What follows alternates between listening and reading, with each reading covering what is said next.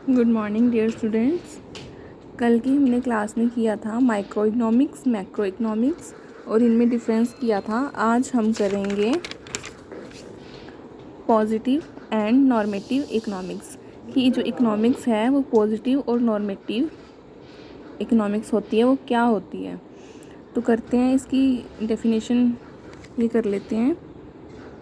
The positive statements describe what was, what is and what would be under the given set of circumstances. All these statements are capable of empirical verification. Means कि जो positive statement है, positive economics है, वो क्या है, वो किसके बारे में बताती है। what was, what is and what would, मतलब क्या है, क्या था और क्या होगा, इसके बारे में बताती है। मीन्स कि ये हमें ये बता रही है कि जो एक्चुअल में है या जो था या जो होगा। और नॉर्मेटिव इकोनॉमिक्स है वो क्या है, normative statement describe what ought to be, means क्या होना चाहिए।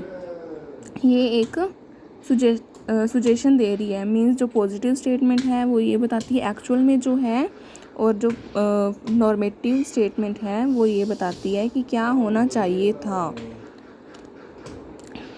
तो इसका हम ये आगे कर लेते हैं। Economy and its types, economy क्या है और इसके टाइप्स क्या है। इकोनॉमी मैंने आपको बता दिया था कि क्या है, जब हमारे पास रिसोर्सेज हैं वो लिमिटेड हैं और जो वांट्स है वो अनलिमिटेड हैं, इसी सिचुएशन को इकोनॉमी कहते हैं। तो इसके टाइप्स देख लेते हैं कितने टाइप्स। पहले इसकी डेफिनेशन देख लेते हैं। डेफिनेशन है economic is a statement spread over a particular area that reveals the nature and level of economic activity in the area. It shows how people of concerned area earn their living. इसके बाद nature है इसका, means कि कितने तरह की ये है। मार्केट, फर्स्ट है market economy, second central plan economy और third mixed economy.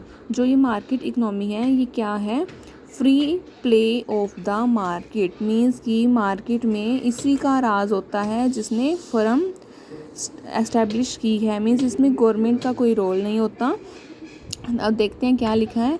Are those economics in which economic activity are left to the free play of the market for product producers are free to produce those goods and services which are highly demanded so that they are able to maximise their profit. Means कि वो अपनी मर्जी से ही वो उन चीज़ों का production कर सकते हैं जो कस्टमर उनसे लेना चाहते हैं। इसमें गवर्नमेंट का कोई इंटरफेयर्स नहीं होता। No interferes by the government regarding what and how much be produce and what और how much to consume. Means कि इसमें सरकार हमें कुछ नहीं बताती कि क्या तुमने प्रोड्यूस करना है या कैसे करना है, या क्या कंज्यूम करना है और कैसे करना है।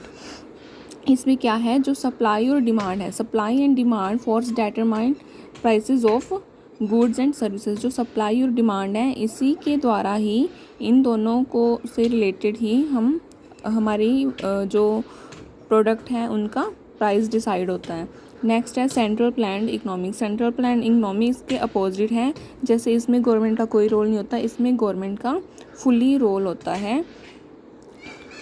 Are those economics in which the cost of economic activity is dictated और decided by some central authority. Means कि सरकार द्वारा इसमें अथॉरिटी लेनी पड़ती है। हमें अगर कोई फर्म स्थापित करनी है तो गवर्नमेंट से उसके लिए परमिशन लेनी पड़ती है। और ये a central planned economy is not a free economy. ये फ्री नहीं है। मीन्स गवर्नमेंट का इसमें हस्तक्षेप रहता है, इंटरफेरेंस रहता है। नेक्स्ट है मिक्स्ड इकोनॉमी। मिक्स्ड इकोनॉमी में क्या होगा, जैसे फर्स्ट में था कि गवर्नमेंट का कोई रोल नहीं था, सेकंड में गवर्नमेंट का फुली रोल था, और थर्ड में जो मिक्स्ड इकोनॉमी है इसमें क्या होगा, ये मिक्स होगी कुछ हद तक। इसमें जो फर्म एस्टेब्लिश कर रहा है उसका अधिकार होगा और कुछ हद तक गवर्नमेंट से परमिशन लेनी पड़ेंगी। इसके बाद हम करते हैं central problem of an economy की क्या प्रॉब्लम होती हैं एक इकोनॉमी की। तीन तरह की ये प्रॉब्लम्स हैं। फर्स्ट है व्हाट टू प्रोड्यूस, सेकंड है हाउ टू प्रोड्यूस और थर्ड है whom to produce।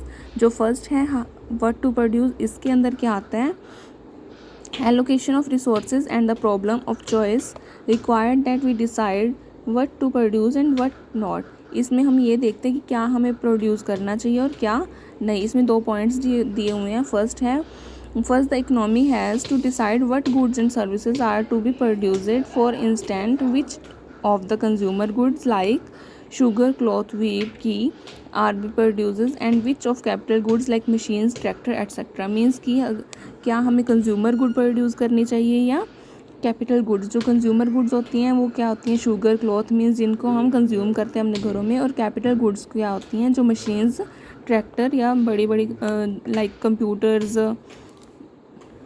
ऐसा कुछ होता है जिनको हम बार बार नहीं खरीदते, सिर्फ एक मतलब बहुत लॉन्ग टाइम बाद जिनको परचेज़ करते हैं, वो कैपिटल गुड्स होती हैं। तो ये डिसीज़न लेना ही क्या है, व्हाट टू प्रोड्यूस के अंदर आता है कि हमें क्या प्रोड्यूस करना चाहिए। सेकंड इसमें जो पॉइंट है, इसमें दिया गया है कि हमें उसकी क्वांटिटी कितनी रखनी चाहिए। अगर हम दोनों प्रोड्यूस कर रहे हैं तो कंज्यूमर गुड कितना प्रोड्यूस करना चाहिए और कैपिटल गुड्स हैं वो कितनी प्रोड्यूस करनी चाहिए।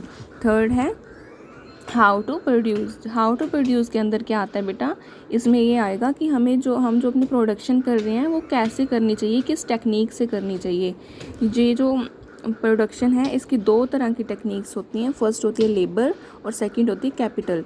जो लेबर इंटेंसिव टेक्निक है इसके अंडर क्या आता है कि हम अपने काम पर किसी लेबर को लगाते हैं, मीन्स ह्यूमन बीइंग पर्सन इसमें काम करते हैं। और जो सेकंड है कैपिटल इंटेंसिव, इसमें मशीन्स काम करती हैं। इन दोनों में से हमें किसको चुनना चाहिए ताकि हमारा जो प्रोडक्शन है वो ज़्यादा से ज़्यादा हो सके और लेस कॉस्ट पर हो सके। और उसके बाद है for whom to produce, means किसके लिए हमें प्रोड्यूस करना चाहिए। Third offshoot of the problem of resources allocation is for whom to produce, means किसके लिए हमें प्रोडक्शन करनी चाहिए।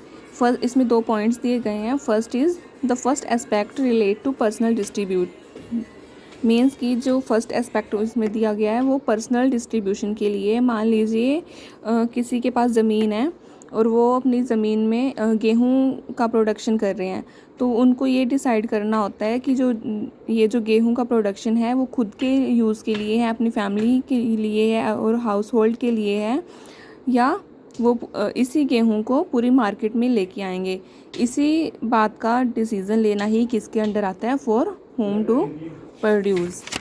इसके बाद जो है प्रोडक्शन पॉसिबिलिटी कर्व, ये जो पीपीसी कर्व है इसको हम कल पढ़ेंगे। आज की क्लास में ये जो हमने पढ़ा है तो आप इसको एक बार क्लियर इसका मीनिंग देख लेना, और जो भी प्रॉब्लम हो प्लीज़ टेल मी।